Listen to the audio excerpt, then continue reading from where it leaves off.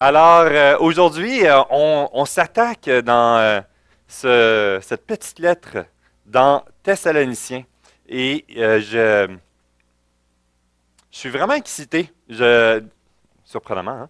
Mais à travers la série qu'on a terminée dans le livre des Actes, je trouve ça intéressant de pouvoir le découvrir dans la suite. Qu'est-ce que ça a porté fruit?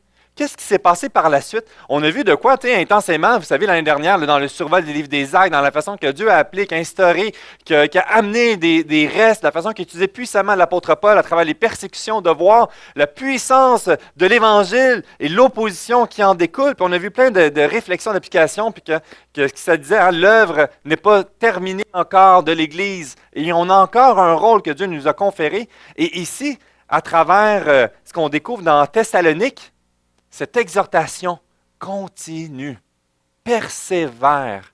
Ce n'est pas terminé, et ici, on va le découvrir. Et ce qu'eux vivaient dans leur contexte, ce qui est différent de notre réalité, je suis convaincu qu'on va découvrir plein d'éléments. On va voir aujourd'hui sur la fondation, hein, sur le fondement de l'Évangile. Persévère sur le fondement sur lequel tu as été appelé. Persévère ou même agrippe-toi sur ce fondement de l'Évangile si tu ne l'as pas fait dans ta vie. Ça vaut la peine. Il y a de quoi d'incroyable que tu peux goûter, que nous pouvons goûter et découvrir ensemble. Je trouve ça intéressant dans cette... oh, ma manette est ici. Dans... Je pense qu'il faut cliquer sur le truc pour que j'accède au... Wow. Super. Merci, Isabelle. Ah, OK. Bon, ben, Lynn va te coacher. C'est pour l'écran d'ordi. Ah, les deux, c'est bon. Sur l'écran d'ordinateur, où est-ce qu'il y a le PowerPoint, il faut juste s'assurer que le curseur soit où est-ce que l'application. Ah ah! Exactement. Alors, merci. Hey. Alors, ici, sur le persévérer dans 1 Thessaloniciens chapitre 1, c'est un petit chapitre, hein, 10 versets. On va l'explorer ensemble, puis on va le reconnecter à travers le contexte du livre des Actes, parce qu'on l'a étudié ensemble il y a quelques mois. Acte 17, je pense qu'il y a autour de 6 mois. Ici, ce qu'on découvre dans cette réalité-là, c'est que lorsqu'on retourne dans Acte chapitre 17, on découvre le ministère de l'apôtre Paul. On découvre dans cette occasion-là qu'il se rend, et je vais le lire ici, ça va nous donner le contexte dans lequel on va déverser aujourd'hui, puis que ça va nous suivre dans les semaines à venir. C'est au moment dans le chapitre 17, puis je vais vous lire ces premiers versets-là ici, les versets 1 à 9. Paul et Silas passèrent par Amphipolis et Apollonie, et ils arrivèrent à Thessalonique, où les Juifs avaient une synagogue. Paul y entrant, et selon sa coutume, pendant 3 sabbats, il discuta avec eux d'après les Écritures, il expliquant et établissant que le Christ devait souffrir et ressusciter des morts. Et Jésus, que je vous annonce, disait-il, c'est lui qui est le Christ. Quelques-uns d'entre eux furent persuadés, se joignèrent à Paul et à Silas, ainsi qu'une grande multitude de Grecs qui craignaient Dieu. Beaucoup de femmes de qualité. Mais les Juifs, jaloux, prirent avec eux quelques méchants hommes de la populace, provoquèrent des attroupements et répandirent l'agitation dans la ville. Ils se portèrent à la maison de Jason. Et ils cherchèrent Paul et Silas pour les amener vers le peuple. Ne les ayant pas trouvés, ils traînèrent Jason et quelques frères devant les magistrats de la ville en criant « Ces gens qui ont bouleversé le monde sont aussi venus ici, et Jason les a reçus. » Ils agissent tous contre les édits de César, disant qu'il y a un autre roi, Jésus. Par ces paroles, ils émurent la foule et les magistrats, qui ne laissèrent aller Jason et les autres qu'après avoir obtenu d'eux une caution. On découvre ici, ce qui est particulier, c'est le court temps du ministère de l'apôtre Paul, la rapidité d'un réveil spirituel que plusieurs sont venus en quelques semaines, en 3 semaines, on voit déjà une masse de gens, dans les Juifs, mais aussi dans les Grecs qui craignaient Dieu, dans la compréhension. Mais il a dû partir assez rapidement. Est-ce que c'est 3 semaines à 3 mois? Tu sais, il y a cette question-là, mais dans tous les cas, il n'est pas resté longtemps, puis il est parti rapidement. Et après un certain temps, l'apôtre Paul va envoyer Timothée pour aller chercher des nouvelles, pour les encourager, les exhorter. Puis il va être confronté à voir 2 éléments. Ici, ce qu'on découvre dans l'introduction Oui, dans ce point-là, je vais mettre ça. Ici, dans l'introduction de cette première lettre, dans les premiers versets, on découvre ici, dans ce rappel-là, Paul et Sylvain et Timothée, à l'Église des Thessaloniciens qui est en Dieu le Père et en Jésus-Christ le Seigneur, que la grâce et la paix vous soient données.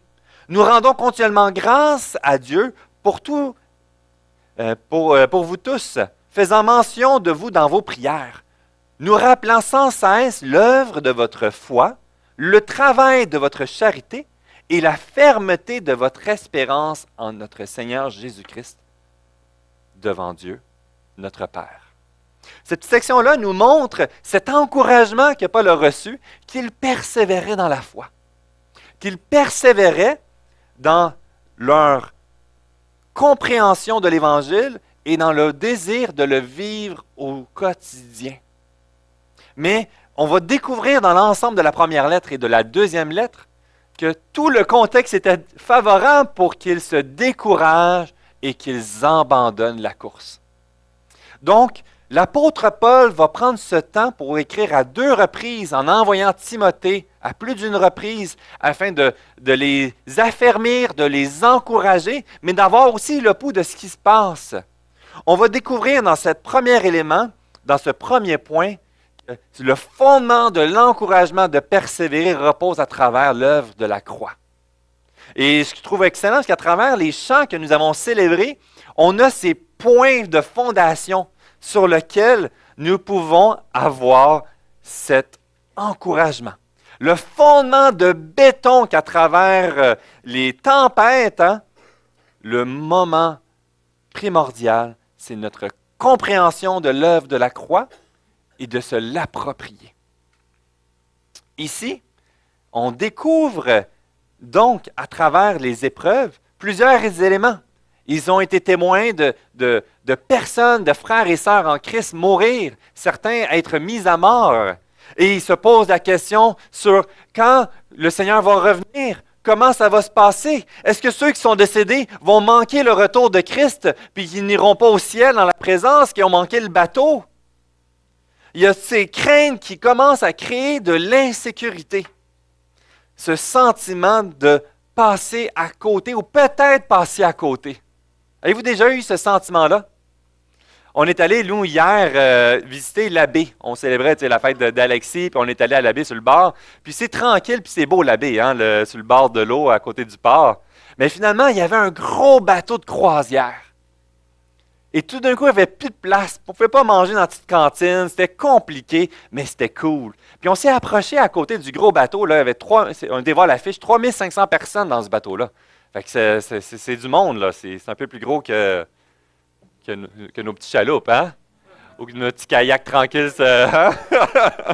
Et ce qui est impressionnant, c'est que pendant la journée, les gens sortaient, rentraient à la masse, puis allaient découvrir. Il y avait un tour d'hélicoptère qui partait, des autobus, un spectacle de danse. Les gens allaient découvrir, tout le monde avec leur petite caméra pour voir un petit coin. Puis nous, on est comme les... c'est drôle parce que généralement, c'est nous qui vont en visite, puis c'est nous qui faisons les touristes pour prendre des photos. Mais là, on est encerclés par tous ces visiteurs-là. Mais imaginez si le bateau partait et que la personne est encore occupée plus loin, puis qu'il manque le bateau. Vous savez, c'est déjà arrivé, ça passait aux nouvelles, 8 Québécois faisaient une croisière et ils ont pris trop de temps dans un petit pays en Afrique. Puis ils ont manqué le bateau. Puis arrivé au port, le bateau n'était plus là. Puis ils appellent la compagnie, puis vous savez qu'est-ce qu'ils leur ont dit? La prochaine destination, c'est dans tel autre pays, tu dois traverser 5 pays pour te rendre jusqu'à cet endroit-là. Sinon, tu prends un billet d'avion puis tu retournes chez vous.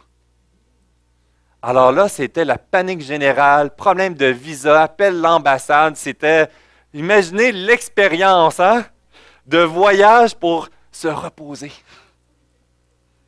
Mais ce sentiment d'avoir manqué le bateau devait être horrible pour eux. C'est le même sentiment que dans l'église de Thessalonique, certains avaient peur de manquer le bateau ou que ceux qui étaient décédés l'avaient manqué. Et là, à ce moment-là, à travers cette crainte, lorsque le temps devient long, lorsque les épreuves se manifestent autour de nous, ça commence à augmenter notre doute. Notre inquiétude augmente de plus en plus. Et l'apôtre Paul veut ramener sur la fondation. On n'a pas à craindre. Grâce à travers l'œuvre de la croix. De saisir la puissance et la beauté de la croix, crée en nous notre sécurité à travers les épreuves, le temps, les périodes de brouillard, de confusion, à travers nos échecs, à travers nos chutes. On redécouvre, et c'est ce que l'apôtre qui commence dès les premiers versets, il se réjouit de l'œuvre de leur foi et la fermeté de l'espérance qu'ils ont en quoi? En Jésus-Christ. Et non sur la puissance de leur sagesse, et non sur leur fidélité. Il se réjouit de leur fidélité qui repose sur l'œuvre de Jésus. Et à travers la croix, ce qu'on découvre ici, c'est que Jésus, dans l'un des points qui revient, a souffert pour nous. Le concept de la souffrance, on en a parlé tantôt, on a prié pour ça, on a rendu grâce pour Dieu, on l'a vu dans les chants, mais c'est un point qui est essentiel. Parfois, on voit Jésus comme notre ami, qui est un amour enfantin ou bonasse ou simpliste. Mais il y a la réalité de la souffrance qui est essentielle. Il fallait que Christ souffre. La souffrance est la réalité de la colère de Dieu qui réagit à toute la folie du péché qui a commencé dans le Jardin d'Éden, dans la chute, jusqu'à son retour. Tout le péché visible et invisible de l'histoire de l'humanité est un sujet de scandale à la sainteté de Dieu. Tous les fois que nous doutons en cachette, que nous remettons en question sa volonté, est un sujet de scandale à la sainteté de Dieu. Tous les fois que je tombe et que je remange mon propre vomi, comme on le dirait dans l'expression, c'est un sujet de scandale aux yeux de Dieu. La colère de la sainteté de Dieu face à tous nos manquements et notre désobéissance. Ce qui est important ici, c'est qu'à travers l'œuvre de la croix, on découvre que toute cette colère du début jusqu'à la date de fin a été déversée sur l'œuvre de Jésus à la croix. Ce qu'il est en train de dire ici, c'est que tout ce qui s'est passé dans le passé, tout ce qui va se passer dans le futur pour les enfants de Dieu va avoir été payé. C'est un élément qui est primordial. Parce que sinon, on va toujours demeurer dans la crainte de dire, est-ce assez? Est-ce que j'en ai fait assez?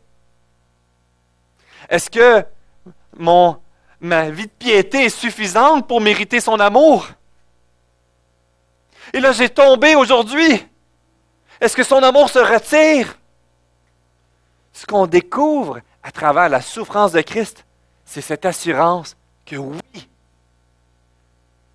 à travers l'œuvre de Christ, toute la colère de l'abomination du péché a été déversée sur l'œuvre de Jésus à la croix. Ça vient mettre en lumière que ce n'est pas juste une histoire, une petite étape anodine. Tout nous pointe vers cet élément-là depuis la chute dans Genèse jusqu'à Apocalypse. Sur cet élément de tout ce que les sacrifices qui nous pointent, toute la réalité de la sainteté qui est inatteignable dans nos vies. Et la colère de Dieu, pour certains se posent la question, pourquoi on voit la colère de Dieu dans l'Ancien Testament puis on découvre ce Dieu d'amour dans le Nouveau Testament? C'est que ça pointe vers l'œuvre de Christ.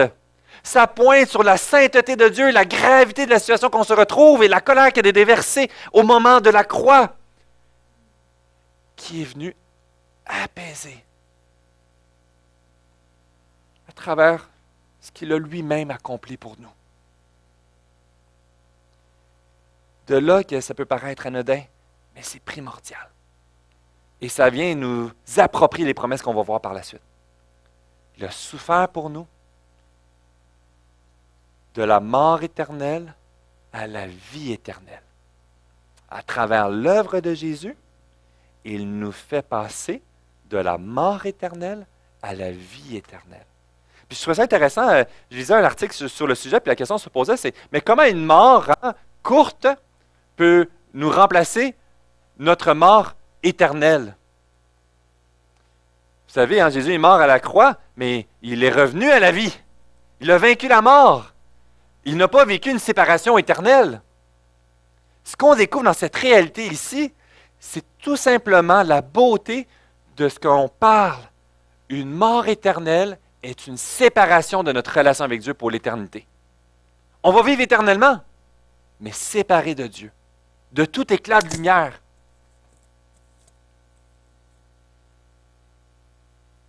Dans la noirceur et la souffrance de notre rébellion pour l'éternité.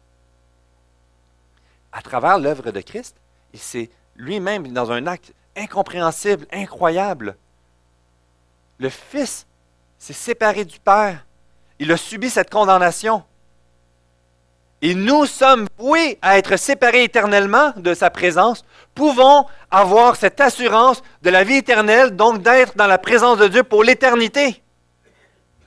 De là, cette illustration qui nous parle d'une nouvelle naissance, à travers l'œuvre de Jésus seulement, en l'acceptant, à travers cette reconnaissance de ce besoin que lui seul peut restaurer ce lien entre moi et lui.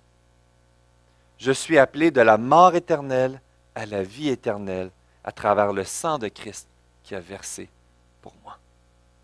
On a besoin de goûter cette nouvelle naissance.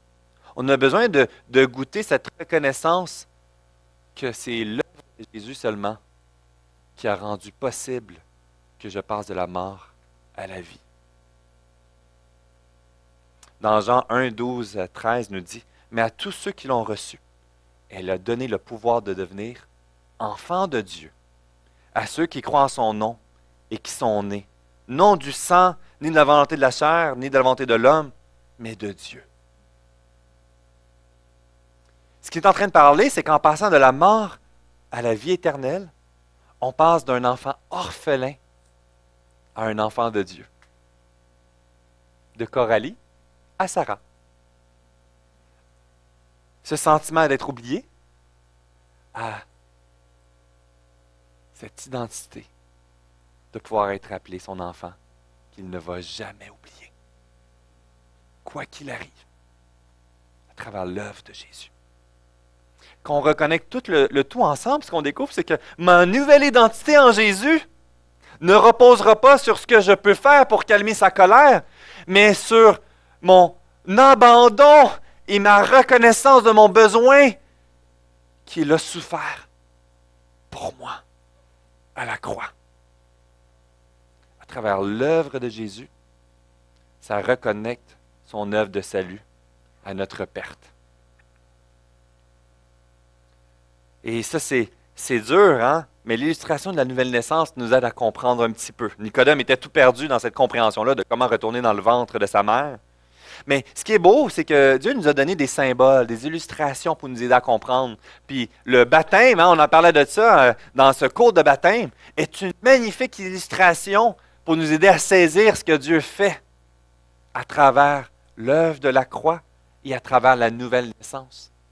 On découvre, puis ce qu'on va célébrer tantôt dans le baptême, ce n'est pas un baptême qu'on reçoit un petit peu d'eau. Il va complètement dans l'eau pour 5 minutes. Ah, pas écouté, c'est correct. L'eau est frette. L'œuvre de Christ et la colère déversée à ce moment-là et la souffrance qu'il a subie pour nous vient laver complètement nos péchés. Et Christ, à travers son œuvre accomplie, le Dieu trinitaire, le Dieu saint, le Père qui règne sur son trône, nous regarde à travers Jésus. Et il nous voit propres, sans faute, sans péché, Parce que pour chacune des fautes qu'il pourrait faire ressortir, Christ est à la droite du Père présentement, puis il dit, j'ai souffert pour cette faute, j'ai souffert pour celle-ci. Il a payé chacune des fautes passées, présentes et futures. C'est la beauté de l'œuvre de la croix. C'est sur ce fondement-là, seul, que nous pouvons être appelés enfants de Dieu. Et c'est pour ça que ce qui est incroyable, c'est que à travers l'œuvre de la croix, Jésus, maintenant, il se quantifie frère. Il les appelle mes frères. Parce que ce qu'il est en train de dire, c'est ce que j'ai fait, je l'ai fait pour toi. Et maintenant, tu fais partie de l'œuvre que j'ai accomplie et Dieu devient ton Père. C'est magnifique. Et ce qu'on découvre dans la prochaine étape, c'est que l'œuvre de la croix, c'est Dieu qui te transforme. C'est un point qui est important. C'est l'œuvre de Dieu qui intervient. Comme illustration que ce soit de la fameuse illustration de la course, du marathon, on parle souvent de cet élément-là dans les Écritures, de achever la course. Mais pour achever la course, il faut commencer la course. On est d'accord, sinon, ça fait longtemps. Puis pour embarquer dans la course, il faut être inscrit dans la course. C'est Dieu qui inscrit les coureurs. Ça, c'est de quoi qui est rassurant. C'est lui qui inscrit ses enfants de Dieu, ses propres enfants. On le voit ici dans cette section, ça continue à partir du verset 4. Nous savons, frères, bien-aimés de Dieu, que vous avez été élus, choisis, mis à part. Notre évangile, ne nous ayant pas été prêché en parole seulement, mais avec puissance, avec l'Esprit Saint, avec une pleine persuasion, car vous n'ignorez pas que nous sommes montrés ainsi parmi vous, à cause de vous, et vous-même, vous avez été mes imitateurs et ceux du Seigneur en recevant la parole, au milieu de beaucoup de tribulations, avec la joie du Saint-Esprit. La beauté de ce qu'on découvre dans le premier chapitre d'un Thessaloniciens, c'est l'intervention de la Trinité, le Dieu trinitaire qui intervient et qui agit dans notre vie à travers la nouvelle naissance et l'œuvre qu'il veut produire en nous. On découvre l'œuvre du Père, on découvre l'œuvre du Fils et on découvre l'œuvre de Dieu, le Saint-Esprit. Les trois ensemble. Et premièrement, à travers l'assurance que nous sommes appelés à avoir à travers l'œuvre de Jésus. À travers Jésus, nous avons cette assurance. Pas d'inquiétude, pas de cours, puis enferme-toi pas parce que tu vas peut-être manquer le bateau. Peut-être que la course va être finie quand tu vas arriver. Non. À travers l'œuvre de Jésus, on a cette assurance qu'on a été élu, choisi. Il a volontairement choisi, mis à part, pris. On a toutes ces illustrations, les éléments qui nous apportent à être scellés par le Saint-Esprit. Il y a tous ces indicateurs que l'appel n'est pas en fonction de ce que tu peux lui apporter, mais par son désir et qu'il t'a amené à lui à travers l'œuvre de Jésus. Et ça, c'est important. Pourquoi? Parce que ça donne l'assurance qu'il savait ce qu'il faisait, il l'a désiré et il l'a accompli. Toutes les craintes de ce que nous allons vivre dans les inconnus de la vie, on peut se rappeler, j'ai été élu de Dieu. Il savait ce qu'il faisait lorsqu'il m'a appelé à ce moment-là.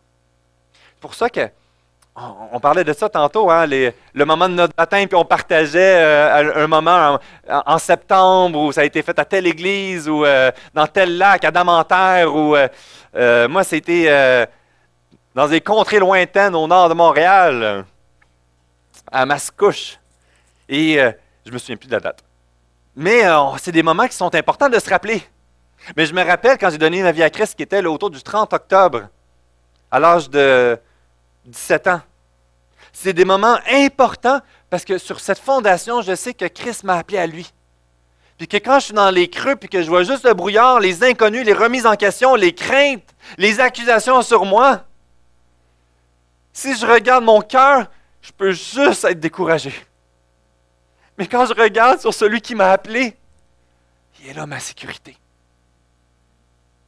C'est ce qui vient apaiser toutes mes remises en question sur le fondement de cette assurance à travers l'œuvre de Jésus que ce Dieu m'a choisi par la puissance du Saint-Esprit. Puis ce qui est incroyable, c'est ceux qui croient au Seigneur Jésus et à son œuvre à la croix, il y a cette conversion. On a parlé de ça, on a parlé on a fait une couple de théologie ensemble, on s'est amusé un peu là, mais à travers la nouvelle naissance, on découvre la foi dans l'appel de Dieu. Les écailles sont retirées et notre cœur et notre comportement se tournent vers lui. Puis on va le voir, mais il y a de quoi qui commence par l'œuvre de Dieu. Dieu produit en nous le désir, la reconnaissance, la joie. Le Saint-Esprit qui habite en nous commence son œuvre de transformation. C'est lui qui va le produire. Puis vous savez, il y a une différence entre le faire et le laisser faire. Parce que la personne religieuse, on a tous essayé parfois de plaire à Dieu en faisant les bonnes choses. Puis à un moment donné, on va se tanner. Parce qu'on essayait de s'acharner à faire de quoi qui n'était pas de lui. La personne qui va faire toutes les bonnes prières, toutes les bonnes choses, tous les bons éléments, mais qui le fait pour mériter son salut. L'œuvre de notre nouvelle identité en Christ commence par le Saint-Esprit qui agit dans ses enfants. C'est le point de départ. C'est pour ça que la beauté du baptême, c'est que ce qui lave, ce n'est pas la personne qui doit apporter son savon puis se frotter fort. C'est l'œuvre de l'eau qui le lave. C'est l'œuvre de la croix qui le lave de ses péchés. C'est le Saint-Esprit qui lave. Et le baptiseur, quand on va le baptiser, ce n'est pas moi qui la sauve. Je reflète ce que le Dieu Trinitaire a accompli dans sa vie.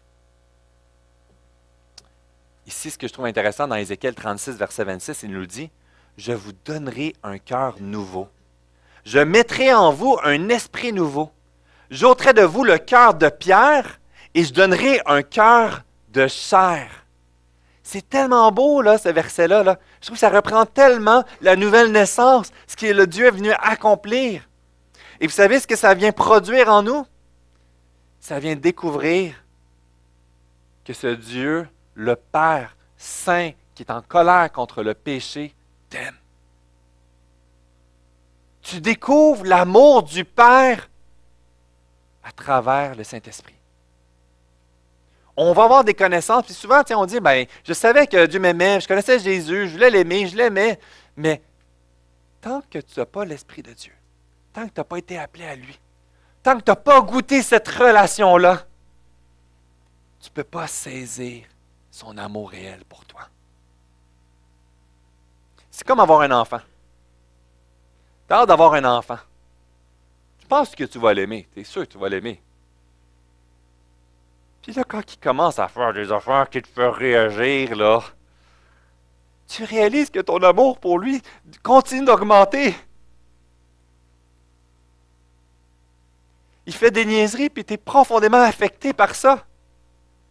Puis qu'on dit plus que tu vieillis, même si les enfants ont quitté la maison, tu n'es pas indifférent, tu restes encore préoccupé pour tes enfants, tu les aimes encore, malgré les kilomètres. Même s'ils sont au Brésil, on n'est pas indifférent, hein? Le cœur de parent reste. On découvre de quoi qu'on n'aurait jamais pensé auparavant. À travers notre nouvelle identité en Christ, on découvre la grandeur de son amour et au quotidien, on le goûte.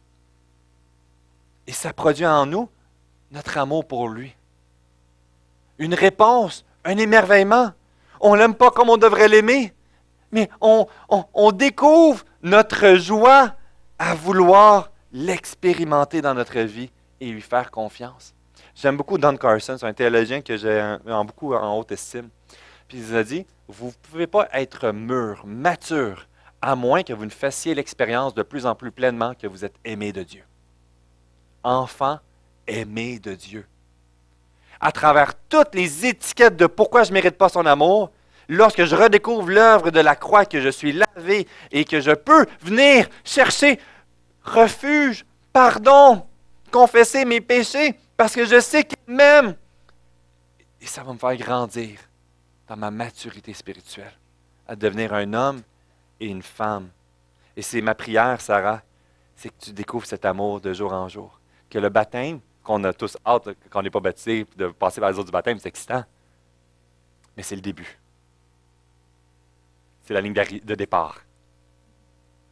Et là, de goûter ce que Dieu veut te faire goûter dans ta vie à toi. Puis vous savez quoi? C'est une journée à la fois. Un jour à la fois. On est appelé à se rendre jusqu'à la ligne d'arrivée. Mais on ne sait pas c'est quand. Thessalonique, l'Église se posait ces questions-là. Et ce que Paul veut les encourager, puis les exhorter, puis on va le voir dans les semaines à venir, sur ces points de repère tout de même, de se rassurer. Une journée à la fois, de lui faire confiance, de laisser cette œuvre qu'il fait dans ta vie et de laisser produire le fruit. Puis ce qui est incroyable, c'est que ce qu'on découvre dans une journée à la fois, c'est que Dieu t'a appelé, Dieu produit quoi dans ta vie, puis il veut que tu le fasses grandir. Il y a un appel à l'obéissance. Il y a un appel à faire des choix dans ta vie. Il y a une réponse. Nous sommes le receveur de l'Évangile et nous devenons l'émetteur de l'Évangile qui commence par la transformation de notre vie et qui devient l'étendard pour les gens autour de nous. Puis moi, je trouve ça incroyable, puis volontairement, je conclus par ça dans ce troisième point, parce que on ne peut pas l'émettre tant qu'on ne l'a pas reçu. C'est l'œuvre de l'Évangile qui transpire et qui déborde. Puis des fois, on voudrait faire le changement dans la vie des autres. Puis des fois, on dirait même, tu veux accepter Jésus? Ben arrête de fumer, arrête de faire ci, arrête de faire ça. Là, on devient le Saint-Esprit qui attend de rentrer dans le cœur, de le transformer le cœur de pierre pour faire un cœur de chair. Puis c'est pas ça. Le fruit est une réponse à notre adoration. C'est important cet élément-là ici. C'est pour ça que quand il continue par la suite, on le découvre justement la réponse de l'adoration de Thessalonique. Et c'est ce qu'on est appelé à nous-mêmes dans cette réponse. C'est pour ça que j'aime cette illustration-là, puis je veux vraiment le garder jusqu'à ma mort. Le ministère, le service, servir dans l'Église, servir les uns avec les autres, être à la louange ou qu'importe, c'est un débordement de notre adoration. Je ne sers pas afin de mériter son amour. Mais parce qu'il m'aime, ça déborde dans mon adoration et j'ai de la joie de le faire. Et parfois, je tombe dans le piège que je dois le faire. Il faut que je le fasse. Et je ne le fais plus comme un débordement par une obéissance, mais je le fais afin de mériter quelque chose. Mais je ne vais jamais le mériter. C'est pour ça ici, ce qui est beau dans cet élément-là, c'est l'expression de notre foi. C'est le débordement de notre louange. Il va y avoir des choses dans notre vie, qu'il va y avoir des transitions évidentes, puis c'est ce qui s'est passé dans Thessalonique, et c'est ce qui se passe dans notre propre vie. Et lorsqu'on va grandir dans la foi, on va découvrir des choses qui étaient si précieuses et importantes dans notre vie, deviennent tout d'un coup secondaires. Des choses que même que je me suis dit, si Dieu est comme ça, mais je refuse de le suivre. Puis tout d'un coup, c'est tellement futile. Pourquoi j'ai tant douté pour cet élément-là? Pourquoi c'est si précieux pour moi? Les gens célibataires, hein? Je veux te suivre, mais donne-moi un époux ou une épouse, sinon je ne te suivrai pas. Et quand on le suit, il dit, Seigneur, je vais te faire confiance. Je veux croire que ta voix est meilleure que la mienne. Et toutes ces réalités-là, ici dans verset 7, j'avance là. En sorte que vous êtes devenus un modèle pour tous les croyants de la Macédoine et de l'Achaïe. Non seulement, en effet, la parole du Seigneur a retenti de chez vous dans la Macédoine et dans l'Achaïe, mais votre foi en Dieu s'est fait connaître en tout lieu, de telle manière que nous n'avons pas besoin d'en parler. Car on rend compte à notre sujet quel accès nous avons eu auprès de vous et comment vous êtes convertis à Dieu en abandonnant les idoles pour servir le Dieu vivant et vrai et pour attendre des cieux son Fils qui est ressuscité des morts, Jésus qui nous a délivrés de la colère à venir. Vous savez ce qu'il est en train de dire ici? Je trouve ça tellement puissant. À travers l'œuvre de l'Évangile, ils ont par la suite abandonné leur idole. Puis ce qu'il est en train de dire dans ce contexte-là, vous savez que si tu étais romain, tu étais obligé de vouer un culte d'adoration à César. Si tu ne le faisais pas, tu perdais ta citoyenneté et tous tes droits. Les métiers à l'époque, il y avait un idole pour chaque corps de métier. Tu devais pratiquer l'adoration dans le lieu de culte pour pouvoir avoir le droit de travailler dans ton corps de métier. Imaginez le moment crucial et fondamental dans leur propre vie lorsqu'ils étaient confrontés à ça. Le Dieu des toitures. Il existe encore? Non, ça a été échelle, oui, c'est ça. Mais imaginez, à travers l'œuvre de l'Évangile, ce qui est intéressant, c'est que c'est Dieu qui leur a donné la conviction. C'est à travers Dieu ce qui a montré que ça valait la peine. Il y a de quoi qui est sorti. Mais ils ont obéi. Ils ont fait confiance à Dieu. Et se sont mis dans des situations précaires. D'avoir perdu leur sécurité financière. D'avoir accepté de faire confiance en Dieu à travers leur sécurité autour. D'avoir perdu leur citoyenneté romaine. La persécution et la tribulation qu'on parle ici était vraiment évidente et très concrète. Dans la vie de chacun d'entre nous, Dieu va mettre en lumière des choses qu'on a besoin de s'en remettre à lui, puis d'abandonner. Pas afin de pouvoir être sauvé, mais par obéissance, parce qu'il a payé à la croix et on lui appartient. Ce que je trouve puissant ici, c'est que les idoles qu'on parle, il fallait le faire pour espérer avoir quelque chose. Notre adoration avec Dieu, nous l'adorons parce qu'il l'a déjà accompli à la croix. C'est une expression de notre louange et non dans l'espérance de peut-être le recevoir. À un point tel que pour eux, toutes ces tribulations dans lesquelles ils se sont exposés en abandonnant les idoles étaient tellement secondaires.